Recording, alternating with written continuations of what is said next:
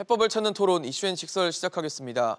미국이 베이징 동계올림픽에 외교 사절단을 보내지 않겠다고 공식 발표하면서 미국과 중국 사이에 또다시 긴장감이 흐르고 있습니다. 미국이냐 중국이냐 사이에서 양자택일을 선택해야 하는 상황이 우리에게 오지 않을까 하는 우려가 나오고 있는데요. 미중의 패권 경쟁 속에서 갈수록 깊어지고 있는 우리나라의 고민, 어떻게 풀어가면 좋을지 지금부터 자세히 짚어보겠습니다.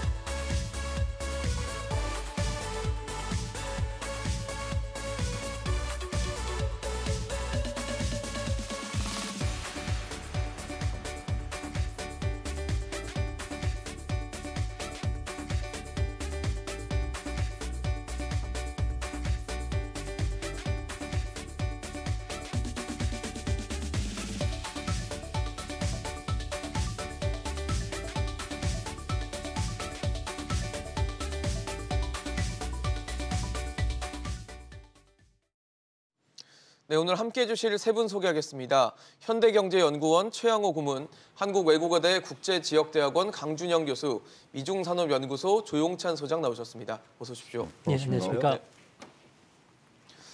네, 바이든 행정부가 인권 문제를 이유로 내년 2월에 열리는 베이징 동계올림픽을 외교적으로 보이콧하겠다고 공식적으로 밝혔습니다. 정부 차원에서의 공식 사절단을 보내지 않겠다라는 건데 어떻게 보세요? 바이든 대통령이 일단은 시진핑 주석이 가장 잘하고 싶어하는 지금 올림픽에 공식 사절단을 보내지 않겠다라고 한 거고 거기에 또 이유를 인권 문제를 좀 들었거든요. 근데 인권 문제가 뭐 어제 오늘 일이 아니고 사실 올해 1월 달부터 신장선 면허 이제 수입 금지를 하고 3월 달에 가면은 신장 인권 탄압 혐의를 받고 있는 중국 관리들 제재를 하기 시작하죠. 미국에 못 들어오게. 그다음에 이제 뭐 G7 외교 장관 회의 때도 나왔고, 네. 그다음에 이제 뭐 최근에는 바이든과 시진핑의 정상회담 때 이 의제를 내냐 마냐 갖고도 사실 물밑 작업이 있었는데 거기서 이제 빠진 상황인데요. 예. 어쨌든간에 이제 바이든이 전체적인 부분에 인권을 중시하는 새로운 질서를 지금 만들기 위해서 하는데, 자 이제 9일부터 10일 사이에 뭐가 있냐면요. 민주주의 정상회의가 있습니다. 네. Summit for Democracy가 갖고 여기 101개 정도의 나라가 오는데 네. 지금 중국하고 러시아는 배제를 했어요.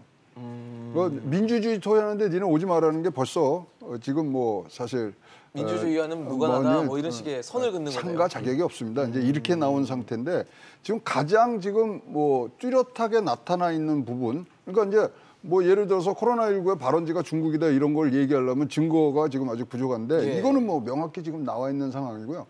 미국의 이제 정치 전문가들은 그럽니다. 신장 위구르 지역 바로 붙은 데가 어디냐면 아프가니스탄이거든요. 네네. 그래서 지금 아프가니스탄에 지금 아픈 추억을 갖고 있는 바이든으로는 그 부분에 안정을 가하려고 하는 부분들까지 지금 엮여서 가장 지금 시진핑이 아파할 수 있는 부분, 이 베이징 올림픽을 지금 일단 보이콧을 하는데 네. 의외로 IOC에서 다 각자 각국의 사정에 따른 뭐 자주적인 결정을 존중한다 이러고 나왔어요. 근데 토마스 바흐는 이제 7월 달에는 굉장히 반대했거든요. 예. 그래서 이것이 어떻게 이제 엮여질지, 그럼 그 다음에 해결책은 있는지 굉장히 지금 뭐 궁금해지는 그런 초입에 있다고 보여집니다. 일단 올림픽을 뭐 운영한다라고 볼 수 있는 IOC에서는 이 부분에 대해서는 터치를 하지 않겠다라는 식으로 지금 나오고 있는 상황인데, 어쨌든 시진핑 주석 입장에서는 베이징 올림픽을 굉장히 잘 해내고 싶었다는 욕심을 계속 간접적으로 좀 보여줬기 때문에 그것에 대한 보이콧, 그리고 그 이유가 인권이라는 것은 분명히 좀 뼈아픈 지점이 아닐까라는 생각이 들거든요. 네, 당연히 그렇습니다. 특히 그 19기 육중전회를 통해서 역사 경험결이라는 걸 했고, 그게 그렇죠. 이제 그 안에는 나타나지 않습니다만은 시진핑의 2022년 20차 공산당 대표대회를 통해서 사면인 또는 그 이상의 집권, 시진핑 체제 유지, 이거를 가는 데 있어서 사실 첫 번째 국제 행사거든요. 그리고 지금 최 고모님 말씀하셨습니다마는 그 지난 11월 16일 화상 정상회담에서 바이든이 그런 얘기를 했어요. 우리가 이렇게 오늘 만난 거는 양국 간의 갈등이 충돌로 비화하지 않게 하기 위해서 이 회의를 연 거다라고 얘기를 했는데, 얼마 지나지 않아서 물론 이제 그 다음 날 그 기자회견에서 그럼 올림픽 외교적 보이콧도 포함되느냐 해서 검토 중이라고 얘기했었어요. 예, 예. 그러다가 18일 만에 이제 진짜 공식적으로 발표를 한 건데 예. 한 3가지 면에서 시진핑한테 아주 뼈아픈 네. 그 상처를 줬다고 봐요. 우선 바이든의 대중 포위망 구축이 이제 그동안 말로 뭐 네. 민주 인권 얘기했는데 이렇게 공식적으로 민주주의 정상회의를 앞두고 이제 가는 상황을 나타낸 거기 때문에 대중 압박을 늦출 생각이 전혀 없다라는 걸 우선 얘기를 한 거고요. 그리고 그 연장선상에서 보면 이게 이제 완벽히 구조적인 문제로 들어가는구나. 그러니까 예를 들어서 트럼프 대통령 같은 경우는 어떤 특정 사안에 대해서 뭐 세금을 많이 내라, 관세를 부과하고 이런 걸 가지고 싸웠지만 바이든은 본인이 얘기하듯이 글로벌 규범을 미국이 리드하면서 그 큰 틀에서 마련을 하고 그걸 가지고 같이 중국을 공식적으로 압박하겠다. 이제 이런 것들의 가장 구체적인 사안이 아닌가. 그렇다면 이 부분을 잘 처리하지 못하면 시진핑 중국 국가주석 입장에서는 앞으로의 중국 내부 안정이라든지 행보 여기에도 상당한 문제가 있을 수 있기 때문에 예, 그게 아주 크고요. IOC 문제 같은 경우는 사실은 그 의외라고도 생각이 듭니다만 그 전에 그 펑수아이라고 중국 테니스 선수 미투 문제가 있었잖아요. 네네. 그 부분에 대해서 정확하게 중국이 제대로 대응하지 못한 면도 분명히 있습니다. 뭐 안전이 걱정된다 그러니까 화상으로 전화 통화를 IOC 위원장하고 해주기도 했거든요. 네네. 그럼에도 불구하고 지금까지 문제 없다라고 하고 중국이 계속 주장한 거에 대해서 구체적으로 내세우지를 못했기 때문에 네. 그리고 뭐 다른 나라가 하는 것도 아니고 미국이 한다니까 IOC도 뭐 각국이 알아서 해라 이런 거 아닌가 그런 생각도 듭니다. 네, 참 지금 뭐 저희 워싱턴 포스트도 중국에 대한 심대한 정치적 모욕이다라고 평가를 할 정도로 글쎄요, 올림픽에 가지 않는다라는 건 물론 선수단은 보내지만 정치적 외교적으로 하지 않는다는 거는 상당한 이미지, 국가적인 이미지에도 타격을 줄 수 있는 부분이라는 생각이 들거든요. 네, 맞습니다. 미국 같은 경우에는 중국과 절대 질 수 없는 전쟁을 지금 벌이고 있는데요.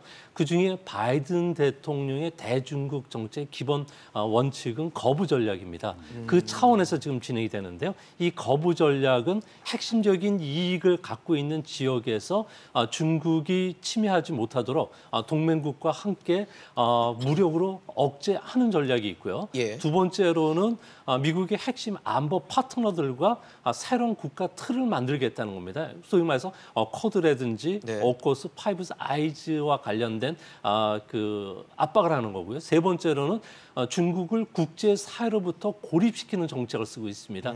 이번에 올림픽 보이콧도 여기에 해당이 되는데요. 네. 아무래도 민주주의 정상회담에 이어서 공급망에서도 중국을 배제하는 문제, 또 1대1로에 대항하기 위해서 글로벌 게이트웨이라고 하는 새로운 그 인프라 투자도 만든 것이고요. 네. 특히 중국인과 시진핑 집권 세력 간이 분리하는 작업을 쓰고 있는데요. 이번에 올림픽 보이콧 같은 경우에는 시진핑의 권위에 타격을 줄 뿐만 아니라 뭐 체면에도 손상을 주면서 장기 집권에 걸림돌을 마련해줬다는 점에서 전면적인 충돌은 피하고 아무래도 절충점인 보이콧을 선택한 것은 아닌가 이렇게 보여집니다. 네, 사실 지금 어쨌든 미국이 공식적으로 외교적인 보이콧을 선언한 상황이고 네. 여기에 뭐 뉴질랜드도 보이콧을 선언했는데 네. 이유는 좀 다릅니다. 뭐 미국은 이제 인권 문제를 들었지만 뉴질랜드는 이제 코로나19 상황을 좀 얘기를 했는데 어쨌든 보이콧을 선언하면서 어쨌든 올림픽에 참여에 대해서 좀 제한적인 모습을 보이다 보니까 다른 국가들의 어떤 동참, 보이콧 동참 분위기에 대해서도 좀 관측이 여러 가지 나오는데 어떻게 보고 계십니까? 오늘 현재 이 시간 현재 지금 보이콧에 찬성하는 나라들 명단을 좀 보면요. 네. 이제 캐나다가 참여를 했고요. 호주 참여했고요. 그다음에 EU가 그러니까 영국 뭐 잘 아시고 EU 소속에는 스위스, 노르웨이, 핀란드, 스웨덴, 리텐슈타인, 일본, 대만, 베트남이 일단 찬성 쪽에 의견을 냅니다. 근데 북유럽 쪽 보시면요, 다 동계올림픽 강국이에요. 그렇죠. 다 근데도 문 이제 이걸 나이스니까. 하는데 네. 그래서 미국 내에서는 이런 얘기했어요. 그러면 진짜로 무슨 이미지 뭐 타격 이거보다 실질적인 타격을 주는 거를 내놔야 되는 거 아니냐. 스폰서 못하게 해라. 코카콜라. 그다음에 방송국들 뭐 CBS, 뭐 MBC 여기서 이 중계권료가 어마무시하잖아요. 그거는 직접적인 타격이네요. 네, 직접적 타격을 주지 왜 둘러 얘기하느냐 등등의 얘기가 나오는데 사실 이거 제일 먼저 이 사안을 갖고 나온 사람은 낸시 펠로시입니다.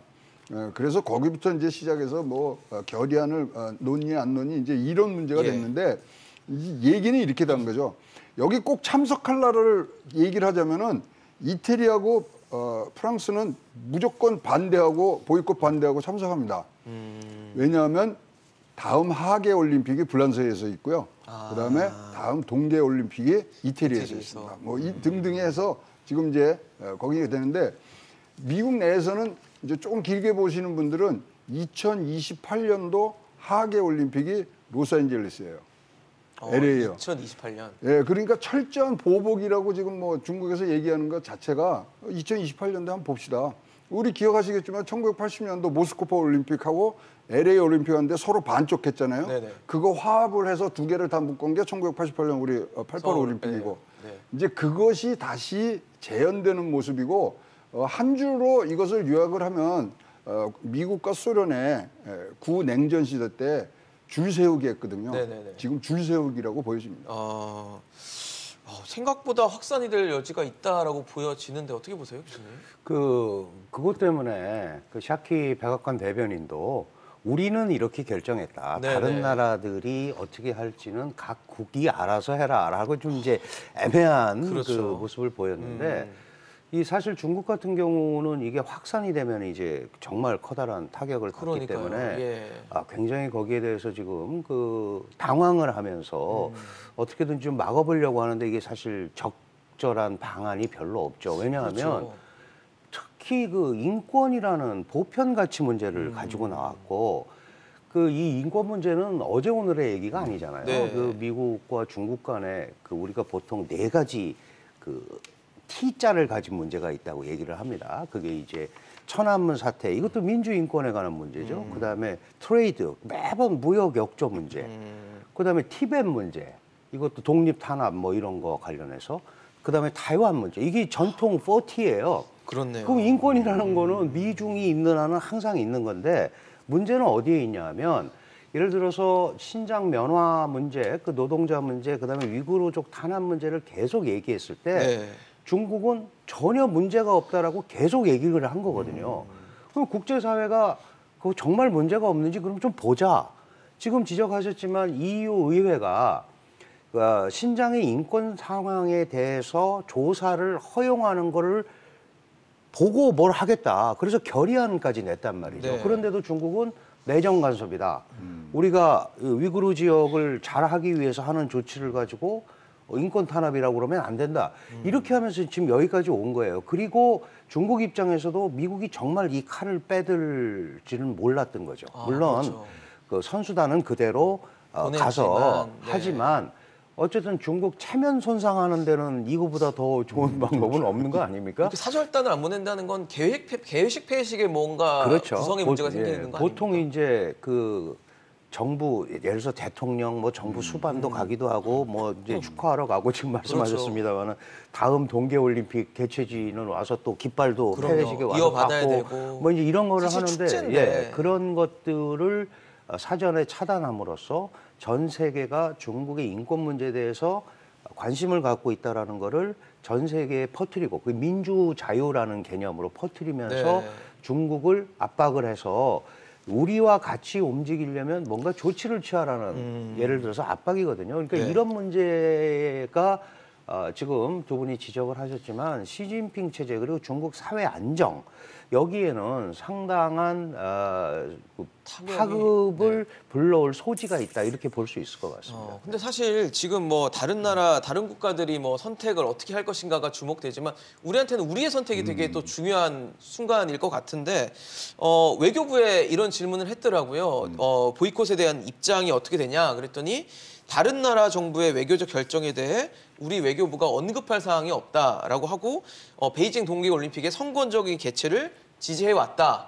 라는 식으로 굉장히 좀 애매하고 우리는 뭐 보이콧을 하겠다는 건지 안 하겠다는 건지 동참을 하겠다는 건지 알 수 없는 아주 미묘한 애매한 듯한 스탠스를 밝혔는데 뭐 우리 입장이라면 그럴 수밖에 없는 건지 아니면 우리 입장이 좀 아직은 좀 뭔가 잘못된 판단을 하고 있는 건지도 궁금합니다. 네, IOC도 그렇고 우리나라도 그렇고 똑같은 입장으로 보여지는데요. 아무래도 지금 현재 미국이 강하게 제재를 하는 이유 중에 하나가 중국이 마땅한 되치기 카드가 없다는 겁니다. 중국 입장에서는 이 문제와 와서 강하게 대항을 했을 경우에는 뭐 국제적인 인권 문제와 관련해서 단체들로부터 항의를 받게 되고요. 또 이렇게 되면은 아무래도 소비자들의 불매 운동으로 전개될 가능성이 크기 때문에 그 14개 그 올림픽 협찬 기업들 같은 경우에도 상당히 좀 조심스럽게 움직이는 편이거든요. 뭐 우리나라 입장에서도 뚜렷하게 어느 쪽의 입장을 그 선택을 했을 경우에는 반대적인 그 압박을 받게 되는데 중국 같은 경우에는 이번에 미국의 거부 전략, 올림픽 보이콧과 관련해서 각계 격파 전략을 쓰고 있습니다.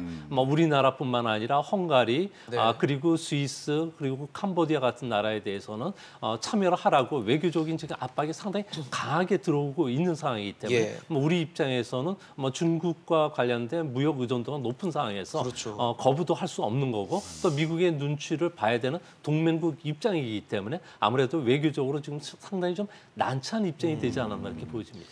그런데 우리 외교부가 언급할 사항이 없다라는 건 저희가 뭐 이렇게 편가르게 하자는 건 아니지만 중국과 미국 사이에서 중국에 조금 가까운 입장을 밝힌 건 아닌가라는 생각이 좀 드는데 이거 어떻게 봐야 될까요? 그렇게 보이지는 않는데요. 그래요? 아무래도 이번 그 시진핑 국가 주석 같은 경우는 올림픽과 관련해서는 중국이 패권 국가로 올라서는 게 올림픽이었고, 그렇죠. 그리고 세계를 리드하는 국가로 우뚝 섰기 때문에 자신의 상기 임기와 관련된 뭐 항저로 등극하는 기회를 보고 있는 상황입니다. 여기에 우리가 뭐 참가하지 않는다고 했을 경우에는 상당히 우리 기업들뿐만 아니라 뭐 히토류 그리고 1,850개의 품목과 관련해서 중국 의존도가 70% 이상 되는 제품과 관련된 수입이 막힐 수가 있기 때문에 아무래도 우리 입장에서는 이 정도의 표현밖에 쓸 수 없지 않나 이렇게 보여집니다.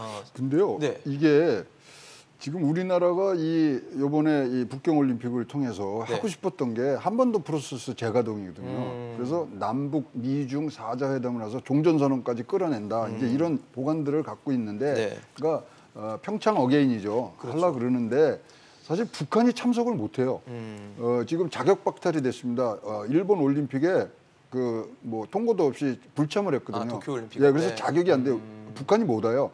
그러는 상황이기 때문에 우리가 원하는 이 뭐 구도를 지금 짤 수가 없는 상황이기 그러네요. 때문에 네. 핑계거리가 생겼죠, 우리도. 그래서 이거는 뭐 진짜로 양자택일을 해야 되는 뭐 상황이라면은 뭐 참여를 안 하는 것도 괜찮고요. 근데 지금 이것뿐만 아니라 굉장히 지금 촘촘하게 방역을 한다는 차원에서 21일 전에 지금 입국을 해야 돼요, 외국인은. 21일 전에. 21일 격리합니다.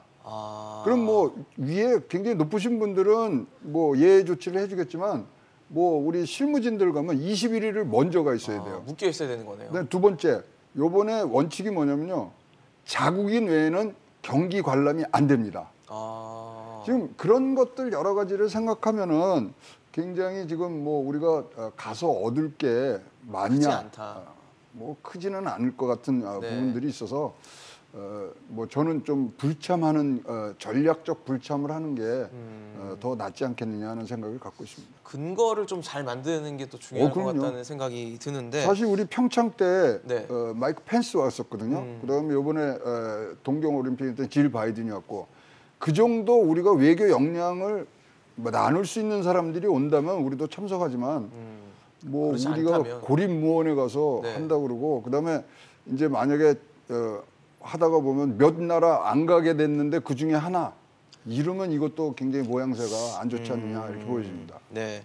앞서 말씀을 주시기로는 중국이 마땅한 반격 카드가 없다라는 점을 좀 지적을 해주셨는데, 최근에 중국에서 움직임을 보이는 게 뭐 이 보이콧과 무관한지 연관이 되는지는 좀 해석을 해주실 필요가 있어 보이지만, 히토류를 이제 생산 국유 기업을 이제 본격적으로 좀 출범시킨다. 그래서 일각에서는 이제 히토류의 무기화를 하는 거 아니냐.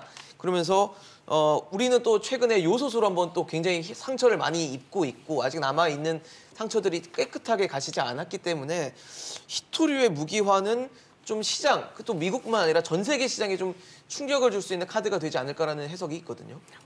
사실 히토류 무기화는 뭐 하루 이틀 된 얘기가 아니고요. 네. 실제로 2010년 센카쿠 열도 문제가 생겼을 때 그 소위 이제 일본에 대해서 처음으로 시작을 했죠. 그러니까 지금 2021년이니까 이미 10여 년이 흘러간 그러네요. 그런 상황이고 당시 그 뭐 히토류라는 게 정말 희귀 금속류잖아요. 중국이 워낙 저가로 생산을 하기 때문에 중국에 의존을 하고 있는 거고 뭐 다른 나라가 없어서 완벽한 독점이다라고 얘기할 수는 없습니다, 사실. 그럼에도 불구하고 중국이 그 히토류에 대해서 국가가 본격적으로 관리하는 시스템을 만들어서 통제하겠다라는 거니까 그거는 이제 파급 효과는 분명히 있을 걸로 네. 판단이 됩니다.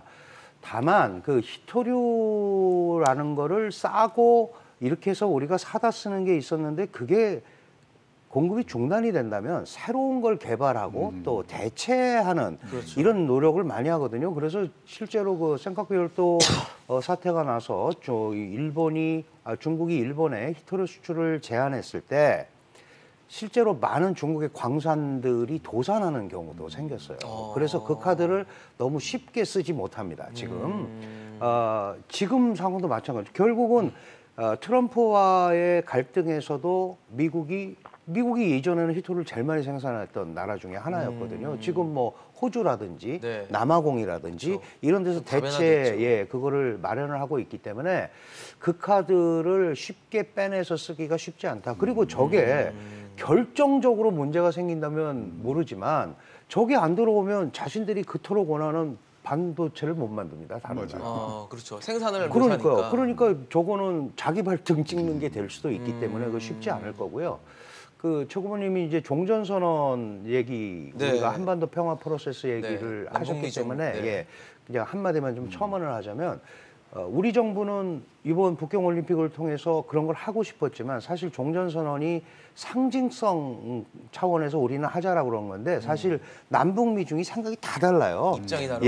그래서 이거에 대한 기본 합의가 이루어지지 않으면 모이더라도 안 되는데 그렇죠. 지금 못 모이기 때문에 이 부분은 더 힘들어진 거고 그렇게까지 무리를 할 필요가 있나. 그리고 그거는 그 차기 정부에도 부담이 될 거고 중국의 영향력만 배가시킬 거다라는 차원이 들고요. 네네. 그런 의미에서 조금 종전선언에 대한 강박관념에서 좀 쉬어가는 게 좋지 않나 그런 생각도 듭니다. 예.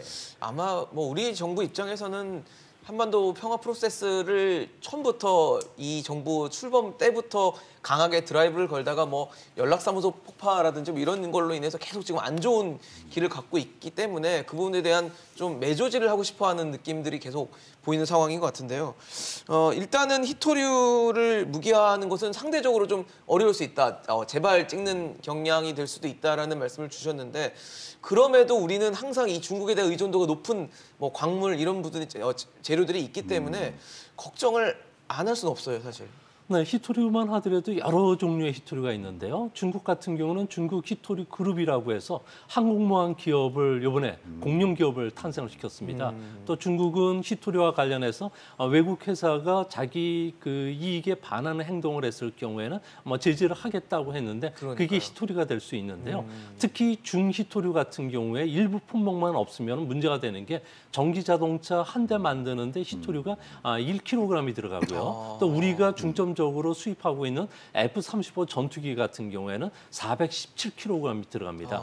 특히 그 알레이 버크급 미사일 구축함 같은 경우에는 2,356kg, 또 버지니아급 원자력 잠수함 같은 경우는 4,173kg 정도가 들어가는데 없으면 문제가 되겠네요. 예, 그래서 중히토류가 없으면 자석의 그 강도를 높일 수가 없기 때문에 아무래도 이게 필요하다는 겁니다. 미국 같은 경우에는 천연가스라든지 항공기 같은 경우에 수입을 안 하겠다 늦출 가능성도 있고요.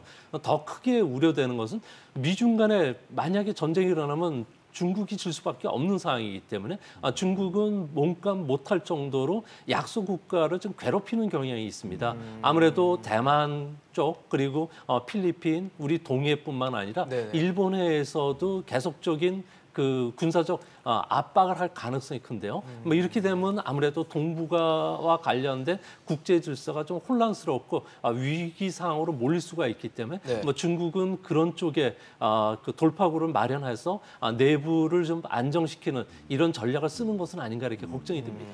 사실 중국 시진핑 주석 입장에서는 지금 베이징 올림픽에 걸림돌이 생기는 문제들이 계속 발생하고 있는 상황 속에서 최근 중국 경제 상황도 크게 좋지는 않아요. 사실 1분기만 해도 뭐 경제 성장률 자체가 18%대였는데 지금 3분기에는 5% 아래로 떨어져 그렇죠. 있습니다. 4%대까지 떨어져 있는 상황 속에서 최근에 이제 지급 준비율을 인하하는 그러니까 중앙은행이 어느 정도 정립을 해야 되는 현금 비율이 이제 네. 줄어들면서 시중에 이제 자금을 좀 풀어서 유동성을 풀 수 있는 그런 조치를 했기 때문에 경제 상황에 대한 어떤 고민 그리고 헝다 사태 최근에 계속 디폴트 우려를 촉발시키는 문제들이 계속 연이어 터지고 있기 때문에 시진핑 주석 입장에서는 걱정거리가 참 많다라는 생각이 들거든요. 근데 이제 말씀하신 대로 최대 걱정거리가 사실 부동산이라는 업종이 중국 전체 GDP의 30% 정도를 차지하는데 네. 부동산 업체의 폭발적인 성장 없이 자기네들이 원하는 6% 8%대 중국 경제 성장률을 갖고 갈 수 있느냐 온전히 거기에는 이제 굉장히 이제 뭐 고민스러운 부분들이 그러니까요. 많죠. 근데 이제 지급 준비율 말씀하셨는데 지금 0.5% 내렸는데도 8%예요. 8.6%예요. 굉장히 높은데 예. 저는 이걸 좀 이상하게 봤어요. 이번에 0.5를 내리면서 220조를 지금 유동성을 지급했잖아요. 그러겠다. 네.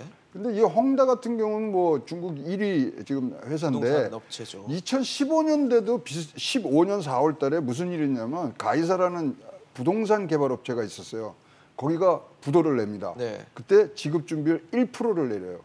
1%포인트를 인하했어요. 네. 그러면 그때하고 지금하고의 회사의 규모와 이 경제에 미치는 영향이 이건 뭐 어마무시하게 두 회사가 다른데 네. 그럼에도 불구하고 0.5를 내렸다는 것은 더 작은 인폭의 인하잖아요. 네, 자신만만한 거예요 아직은.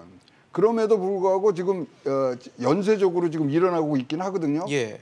양광100이라고 선샤인 100이라는 회사가 또 만세 불렀어요. 어저께죠. 만세 불렀고. 예. 그다음에 몇 개를 계속 드는군요. 예, 자자오에가 이제 하루 이틀 내새에 거기는 어마무시해요. 거기도 4억 불어치 채권이 만기 돌아옵니다. 4억 불이요? 네. 4억 달러.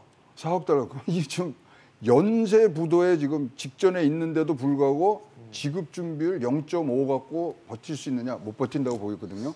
2015년도 4월 달에 보면 조그만 거 하나 했을 때도 그렇게 뭐 1%씩 내렸는데 예.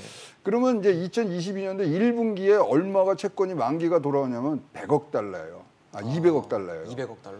그러면 지금 이런 지급 준비율 외에도 어마무시한 경기 부양책이라든가 네. 이런 것들이 지금 이제 오늘부터 중국에서는 경제 공작 회의가 일어나고 있는데 거기서 굉장히 광범위하고 세밀한 이 얘기들이 오가면서 이런 부양책이라든가 이런 어떤 대책들이 분명히 나오기 시작하지 않겠냐 보여지고요. 그래서 지금 이제 베이징 올림픽으로 잠깐 다시 돌아가면 이렇게 미국이 막 때려주면은 시진핑 주석은 사실 화장실 가서는 웃을 수 있어요. 저는 그렇게 생각합니다. 왜요? 때리면 때릴수록 자기는 내부 단속이 훨씬 더 쉬워지거든요. 어차피 20차 전국인민대회에서 자기가 3년임을 가야 되는데 네네. 핍박받고 외부에 저기 있으면 내부 통솔은 잘 되기 때문에 여기에 뭐 제가 보기에는 시진핑 주석은 살짝 화장실에서는 미소 띄울 수 있는 그런 압박받는 지도자로서 내부에 내부 결속을 할수 있는. 통솔할 수 있는 기회도 생기는 그런 아주 미묘한 지금 상황입니다. 그래서 미국이 진짜로 타격을 줄 수 있는 스폰서 못 가게 하고 뭐 이런 것들이 그런 계산들이 지금 굉장히 뭐 방정식이 어렵게 지금 돌아가고 있는 그런 뭐 국제 간의 냉전 상태라고 보여집니다. 사실 시진핑 주석 입장에서는 중국 경제가 지금 굉장히 둔화되고 있는 성장세가 좀 둔화되고 있는 와중에 헝다 사태 같은 이제 그리고 이게 연쇄 뭐 디폴트라든지 연쇄 이제 부도의 우려가 있는 상황이기 때문에 경제 상황의 어떤 충격을 줄 수 있는 상황이 계속 오고 있고 그리고 베이징 올림픽도 지금 걸림돌이 생겼고 이러다 보니까 걱정을 많이 할 것 같거든요. 그래도. 당연히 걱정이 되죠. 예. 지금 최 고문님께서 혹시 웃을지도 모른다고 네, 그러는데 뭐 화장실에서는. 그럴 수도 있습니다만은 지금 이제 이 중국 공산당 시스템이라는 것이 예. 그 기존에 이제 정치국 상무위원들이 뭐 7명, 예전엔 9명인 적도 있었고요. 5명인 적도 있었어요. 문화대혁명이라는 모택동 시기를 거치면서 이게 한 사람한테 너무 권력이 집중되니까 좀 나눠 가져라 그래서 정치국 상무위원들을 해당 그 분야의 최고 책임자로 만들었었습니다. 그런데 그거를 시진핑 시대에 와가지고 자기가 이제 소위 핵심이라는 걸 했잖아요. 그러면서 본인한테 모은 겁니다. 무슨 얘기냐 하면 그 핵심이라는 지위를 가지고 그것도 사실 5년 전에 한 거예요. 그런데 요번에 역사 결의를 통해서 이제 완벽하게 미래 공산당을 이끄는 방향성을 제시하면서 그 사람은 시 주석밖에 없다라고 이제 그 말에는 안 썼지만 그림을 그렇게 그린 건데 그러면 중국 공산당이 나머지가 불만이 없느냐? 저는 그렇다고 보지는 않습니다. 지금 말씀하신 전력난 또 뭐 헝다 그렇죠. 사태, 이 헝다 사태 같은 경우는 말씀하셨습니다만 부동산 업종이라는 게 중국 경제 28%, 뭐 30% 네. 이러죠. 고용의 26, 7, 8% 이러죠. 거기다가 이게 한번 잘못되면은 철강 시멘트는 물론이고 인테리어 가구까지 다 연쇄 폭발이 그렇죠. 옵니다. 그러면 네. 그런 경공업 분야에는 농민공이 또 엄청 들어가 있어요. 그러니까 이게 지금 우리가 생각하는 것보다 훨씬 파급 효과가 클 수 있고 이 부분을 잘 정리하지 못한다면 당내에서 이렇게 끌고 가는 건 문제가 있지 않느냐.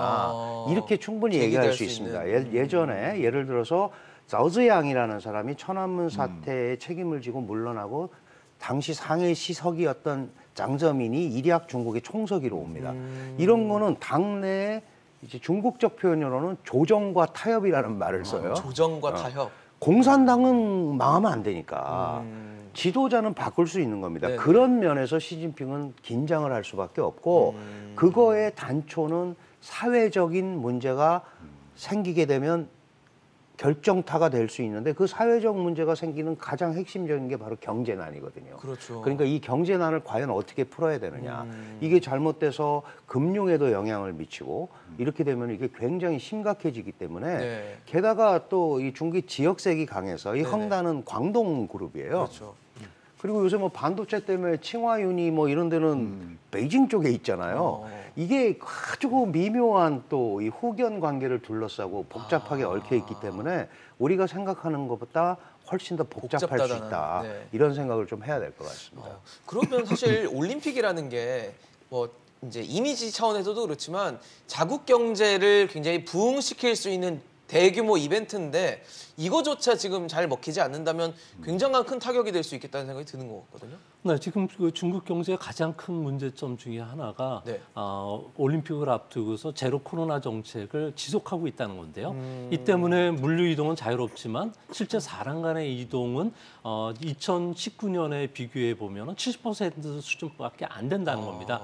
아무래도 중국은 소비가 살아야지 투자나 생산이 늘어나는 그런 구조인데 네. 현재 그게 이제 안 되고 있고요. 또한 지준율을 낮춘 것도 0.5%에 그친 것은 그러니까요. 아무래도 중국 정부 입장에서 보면은 생산자 물가 지수가 현재 13.5%입니다. 그러니까 이게 소비자 물가 지수에 전가되면서 야채 가격 같은 경우는 돼지고기 가격보다 더 비싼 상황이 되고 있다는 거죠. 물가 상승 압력이 작용이 되는데 중국 정부가 믿는 것은 올림픽이 끝나면은 이동 규제라든지 제로 코로나 정책을 위드 코로나로 갈 예정으로 있기 때문에 그렇게 되면 소비가 살아날 수가 있고 네. 또 소비가 만약 살아나지 않는다면 그때 추가적인 금융 대출이라든지 또 지준율을 추가적으로 더 낮출 수가 있기 때문에 중국 정부는 이를 위해서 아무래도 아껴두는 것으로 보여지는데요. 네. 현재 중국 같은 경우에는 20세부터 25세 젊은 층들 새로 사회 진출하는 젊은 층들의 실업률이 무려 20%가 넘는다고 합니다. 이뿐만 아니라 신용 대란이 계속 일어나고 있고요. 예. 또한 그 코로나가 현재 재확산되면서 하루에 60에서 80명 정도가 새로 나오면서 네 개 성이 지금 봉쇄가 되고 있는 상황이기 때문에 중국 정부 입장에서는 이런 문제들이 빨리 코로나가 종식되기를 좀 기다리는 그런 분위기라고 합니다. 좋은 게 없다라는 생각이 드는 게 지금 물가가 뭐 전 세계적인 인플레이션 문제가 있지만 중국은 상당히 좀 이 부분에 또 치명타를 입을 수 있고 실업률도 좋지 않고 최근에 뭐 전력난이나 이런 걸 통해서 내부 분위기도 그렇게 좋지 않은 상황에서 헝다 사태, 거기다 올림픽 뭐 좋은 이벤트가 없네요. 그리고 이제 뭐 이걸 개척해야 되는데 사실 근본적인 이제 질문들을 던지는 부분이 뭐냐면 예. 동계 올림픽이요 한 국가의 수도에서 열린 게 처음입니다. 평창 수도에서 그러니까 베이징 지역은 산악 지역도 아니에요. 네네네. 그래서 이제 스키하고 뭐 이런 뭐 스키보드 타는 건 있잖아요. 90km, 160km 떨어진 데서 합니다. 산악 지역으로 산악 지역으로 가. 자 그렇다면 굉장히 오래 전부터 뭔가 계획을 했고 한 3개월 전에 기억하시겠지만 북경에 증권거래소를 새로 내지 않습니까? 맞습니다. 그럼 지금 북경으로 뭔가를 모으고 있는 듯한 큰 계획하에 지금 움직이고 있는데 어쨌거나 이걸 잘 치러내야 되고 이번에는 하여튼 북경 올림픽은 계속적으로 나왔던 게 뭐냐면 5G의 끝장을 보여주겠다 이랬거든요. 5G에. 네, 그러니까 최신 기술을 어떻게 만드는가까지 해서 이제 그런 부분들이 전체적인 큰 그림이 지금 잘 작동을 하다가 이제 마지막에 이제 삐끄덕거리는 삐걱거리는 상황인데 이러면 지금 시진핑 주석이 뭐 단판은 안 되겠지만 어떻게든지 외교적 채널로 사실 미국과 대화를 지금 시작을 했어야 되는 부분이고 사실 이번에 이제 미중 정상회담 했을 때 선물을 무지무지하게 큰 걸 줘요. 시진핑이 저기 바이든한테 네. 1차 무역 협상에 네. 2천억 달러 지금 이제 중국에서 사가야 되잖아요. 네네. 그 60%밖에 진행 안 됐는데 나머지 거 바로 진행하겠습니다. 이러고 약속을 했단 말이에요. 그래서 바이든으로서는 사실 선물을 받은 거고 시진핑은 줬는데 이제 돌아온 게 이게 돌아온 거니까. 돌아왔는데 보이콧이 돌아왔나요? 예. 그래서 이게 이제 알 수 없는 건데 하여튼 큰 지금 그림이 막판에 이제 삐그덕거리는 부분 외교적 역량이 각국 간에 어떻게 되는지 이제 시험장으로 다들 이제 그거를 지켜보는 거죠. 네. 그러면 사실 지준율을 인하를 했는데 추가적인 인하를 또 할 가능성을 좀 여쭤보고 싶고 추가적으로 할 정도의 어떤 경제 상황이 계속 안 좋다는 걸 예측을 했다면 애당초 0.5라는 숫자보다는 좀 더 큰 폭의 지준율 인하를 해서 뭔가 대량의 유동성 공급하는 게 더 낫지 않았을까라는 생각도 좀 들거든요. 그 한 번에 할 필요는 없다고 생각을 하고 있는 단계적이 거죠. 낫다고 예, 그리고 보는군요. 왜냐하면 헝다 사태를 바라보는 시각도 이 은감원이나 증감원 같은 데서도 보면 이거는 개별 기업의 상황으로 자꾸 예. 몰고 간단 말이죠. 그러니까 이것이 중국 전체 경제에 끼치는 파급 효과로 번지는 그리고 사람들이 걱정하는 거를 막기 위해서 이거는 개별 기업의 문제고 그래서 중국이 충분히 매니지먼트 할 수 있다라는 걸 강조하는 차원에서 그렇게 한 건데 문제는 지금 이 부동산 기업이 한 300개가 도산을 했습니다. 그리고 네. 그 비구이엔이라고 아주 유명한 그 아주 잘 분양하는 업체인데 여기는 그 지금 빚이 그 부채가 2,034조 원인가 그래요. 우리 내년 예산이 607조인데요. 4년치 예산 예, 정도가 되네요. 한 기업이. 그러니까 이런 국가 부분들이 예산에. 쌓이게 되면 복잡하기 때문에 그걸 미연에 차단을 하는 거다. 지금부터 풀어서 잘못되면 더 복잡해질 수 있기 때문에 일단 그렇게 가지고 가는 거고 지금 조 소장님 말씀하셨지만 할 수 있죠. 그러나 네. 지금 이걸 보면서 아마 상황을 판단하는 거 아닌가. 그렇게 보고 그래서 혹시 헝다 같은 경우도 뭐 그냥 파산해서 청산시킬 수도 있지만 그 전에 그 하이난 항공그룹처럼 쪼개서 민간 부채 다 해결하고 국가가 이렇게 하는 그러니까 메커니즘을 만들려는 작업이 아닌가 그렇게 판단이 됩니다. 그 말에는 제가 동의를 하는 게요. 지금 이제 이 헝다그룹의 제일 좋은 그 자회사들 중에 하나가 헝다 네트워크거든요. 네. 그 텐센트하고 합작한 회사예요. 그 텐센트 지금 사라 그랬어요. 그다음에 지금 헝다, 뉴에너지 자동차, 샤오미 니네 좀 사가. 그러니까 말씀하신 대로 쪼개기로 들어간 것 같아요. 그래서 빚도요 좀 쪼개면은 부담이 좀 덜하잖아요. 네네. 그래서 그 작전을 쓰는데 그게 먹힐 거라고 지금 생각을 하는 것 같아요. 먹힐 거다. 네. 그래서 그런 걸로 해서 이제 뭐 덩어리가 이만큼 큰 거를 좀 쪼개 놓으면은 예, 잘 되고 사실 뭐 하이난 항공도 그렇게 쪼개서 살아났거든요. 그래서 아마 큰 방향의 축은 그것이지 않겠냐 보여집니다. 혹시 우리가 지금 뭐 중국에 진출한 기업들도 많기 때문에 이제 경제에 이렇게 충격을 받은 중국 뭐 당국 이제 공산당 정부에서 우리 기업들한테 뭔가 프레셔를 가할 수 있는 압박을 가할 수 있는 그런 부분은 없을까요, 혹시? 네, 우리나라 기업들 같은 경우는 삼성이랑 현대, LG 같은 경우는 사업을 상당히 축소하고 있고요. 네. 직원들까지도 지금 철수시키는 그런 분위기입니다. 뭐 사업도 지금 매각을 하고 있는데요. 아무래도 중국 정부 같은 경우에는 그린론이라고 해서 네. 뭐 태양광이라든지 아니면 신재생에너지 그리고 첨단 산업과 관련된 그 대출을 3.5% 금리로다가 대출을 해주고 있거든요. 근데 이 부분은 국내 기업들이 수혜를 못 받고 있습니다. 아, 그래요? 그러니까 나머지 일반 은행을 통해서 고금리로 받으라는 거죠. 또 그것뿐만 아니라 이제 내년도가 되면은 중국은 부동산 보유세가 도입이 되고요. 그렇죠. 또 이제 채무 압축과 관련된 압력을 받고 있기 때문에 뭐 중국 기업들 같은 경우에는 우리 기업에 대해서 뭐 전략적 제휴나 뭐 투자를 해준다든지 그런 여력이 없는 것으로 보여집니다. 뭐 헝다그룹만 하더라도 네. 현재 자회사 매각뿐만 아니라 그 부동산과 관련된 그 사업 부분을 중국의 국유 부동산 기업이죠. 왕커라든지 바오상, 바오리, 뭐 중하이 등에 지금 쪼개서 매각할 예정으로 있고요. 또 이것뿐만 아니라 앞으로 중국 같은 경우에는 그 시진핑의 공동 부유 정책에 따라서 부동산과 관련된 규제를 내년에도 계속 진행한다는 점에서 중국은 그 부동산이 개인들 소비 자산의 70% 됩니다. 바로 영향을 끼치는데 네. 투자나 생산에 시차를 두고서 4에서 5% 정도 바로 영향을 끼치기 때문에 내년도 대중국과 관련된 그 투자 환경 그리고 사업 환경은 올해보다 더 악화될 수밖에 없어 보입니다.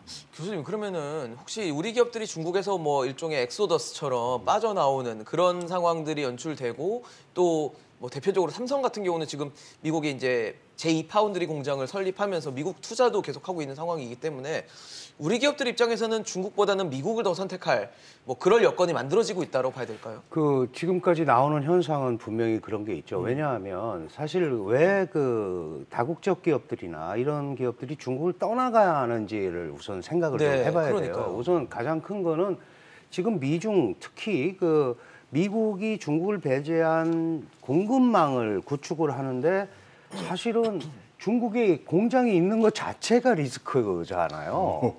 그렇게 보일 수 있잖아요. 그거 중국을 빼고 가자고 하는데 거기에 공장을 크게 운영한다. 이거는 좀 아이러니한 상황으로 그렇게 비춰질 수 되다 있죠. 보니까 빠져나가는 거고 또 하나는 지금 조 소장님 지적하셨듯이 공동부유 정책이라는 거는 예. 어쨌든 세금도 많이 걷고 뭐 이렇게 할 수밖에 없는 구조거든요. 그렇게 되다 보니까 이 지금 중국이 사실은 한 10여 년 전부터 저임 노동력의 메리트를 상실했습니다. 근데 공동부유 정책을 하면서 작년에 이 최저임금을 한 10% 올려버렸거든요. 그래서 지금 중국이요. 그러니까 근로자 일일 한 달 평균이 한 500불 정도 되는데 베트남이 250불이에요. 반값이네요. 그러니까 삼성 같은 데서 가는 겁니다. 그렇죠, 그렇죠. 그래서 그거는 기본적으로 중국 정부의 정책과 네. 글로벌 그 질서 재편, 공급망 재편에 의해서 하는 거기 때문에 그거는 기업이 정말 자기 기업의 이익을 위해서 그렇죠. 움직이는 판단할 거라서 수밖에 없는 충분히 그렇게 할 수 있는 상황이고 결국 야후도 나왔습니다. 그리고 뭐 나이키도 중국에 그렇게 연연하지 다 않겠다라고 나오는군요, 얘기하고 이제. 있는 상황이고 그러니까 결국 중국이 진짜 친기업적이고 시장적인 규제나 이런 게 너무 많으니까 이런 거 그러니까요. 만들기 전에는 이런 기업들 탈출이나 이런 것들을 강제해서 못 나가게 하거나 이러긴 매우 어렵다고 그런 생각도 해야 될 것 같아요. 사실 우리 경제 입장에서는 중국에 대한 의존도가 굉장히 높기 때문에 우리 기업들도 뭐 지금 빠져나오고 있다 이런 말씀을 주셨지만 고민은 항상 할 수밖에 없는 게 있다라는 생각이 들면서 최근에 삼성전자 같은 경우도 이재용 부회장이 미국 출장 갔다 돌아오면서 그 냉혹한 현실을 직접 보고 오니까 굉장히 마음이 무겁다라고 토로를 했고 그 이후에 인사를 발표를 했는데 아주 대대적인 인사를 좀 발표를 했던 것 같아요. 뭐 DSC, 뭐 IM 같이 이제 세 개 부문의 대표이사를 다 갈아치우는 그렇죠. 예, 아주 대폭적인 변화를 좀 보여줘서 우리 기업들도 변화에 상황에 대해서는 뭐 당연히 묵과할 수 없는 상황이 된 것 같다라는 생각이 들거든요.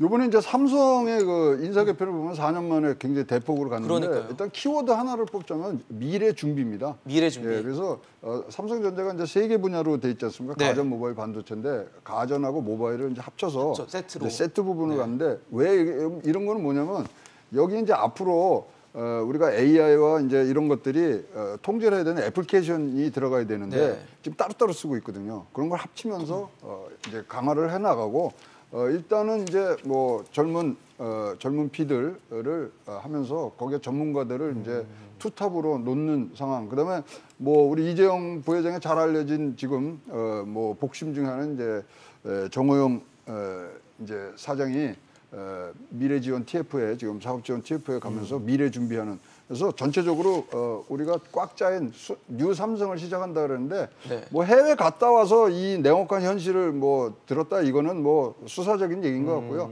이제 진짜적으로 구도를 짠 상태에서 색칠을 하기 시작했다 이렇게 지금 보여집니다. 색칠을 하기 시작했다. 네. 알겠습니다. 참 지금 뭐 대대적으로 우리가 미국과 중국 사이에서 뭐 매번 그렇지만 참 선택을 우리가 강요를 받고 있다라는 생각을 늘 지울 수가 없는데 이렇게 베이징 동계올림픽이라는 빅 이벤트에도 미국이 공식적으로 보이콧을 선언하면서 우리도 어떻게 될지에 대해서 굉장히 심각한 고민을 할 수밖에 없는 상황에 놓여 있습니다. 늘 그렇듯이 우리가 아주 절묘한 줄타기를 해야 되는 상황인데 이번에는 과연 어떻게 선택을 하고 이 둘 양강 사이에서 과연 우리가 어떻게 분위기를 또 만들어 나갈지 지켜보도록 하겠습니다. 오늘 최영호 고문, 강준영 교수, 조용찬 소장과 함께했습니다. 이슈앤직설 오늘 준비한 소식은 여기까지입니다. 지금까지 시청해주신 여러분 고맙습니다.